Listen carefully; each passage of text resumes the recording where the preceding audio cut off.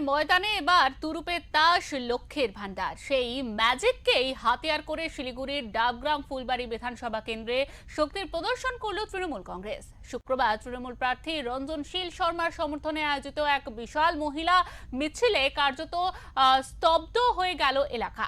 কয়েক হাজার মহিলা স্বতঃস্ফূর্ত অংশগ্রহণে মিছিলকে এক অন্য মাত্রা দিয়েছিল। এদিন মিছিলটি শুরু হয় ডাবগ্রাম ফুলবাড়ি বিধানসভা কেন্দ্রের অন্তর্গত বিনয় মোড় থেকে। যত সময় এগোচ্ছিল মিছিলে মহিলাদের ভিড় ততই বেড়েছে। বিনয় মোড় থেকে শুরু হয় মিছিলটি, যখন ৮০ ঘর মোড়ে গিয়ে শেষ হয় তখন তা এক বিশাল জনসমুদ্রের রূপ নেয়। মহিলাদের এই অভূতপূর্ব সাড়া দেখে উচ্ছ্বসিত প্রার্থী বলেন, আজকের এই মিছিল প্রমাণ করে দিচ্ছে যে ডাবগ্রাম ফুলবাড়ির মা বোনেরা মমতা বন্দ্যোপাধ্যায়ের পাশে আছেন। মহিলাদের এই আশীর্বাদই আমাকে জয়ের লক্ষ্যে পৌঁছে দেবে। মানুষ উন্নয়নের পক্ষেই ভোট দেবেন।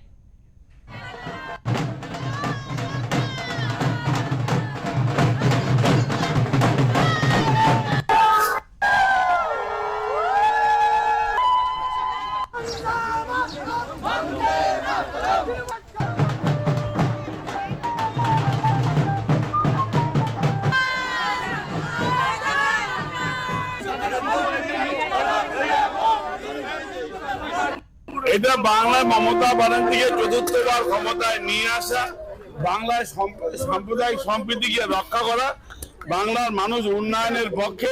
বাংলার মানুষ চাইছে, ডাবগ্রাম ফুলবাড়ির মানুষ চাইছে যে 5টা বছর অনুন্নয়ন, সমস্ত উন্নয়নকে বন্ধ করে দেওয়া, মানুষের কণ্ঠকে বিধানসভায় না ধরা, তারই প্রতিফলন, তারই উচ্ছ্বাস, তারই উদ্যমতা চলছে যে পরিবর্তনের জন্য ডাবগ্রাম ফুলবাড়িতে পরিবর্তনের ডাক এসে গেছে। সময়ের অপেক্ষা চাইছে না মানুষ।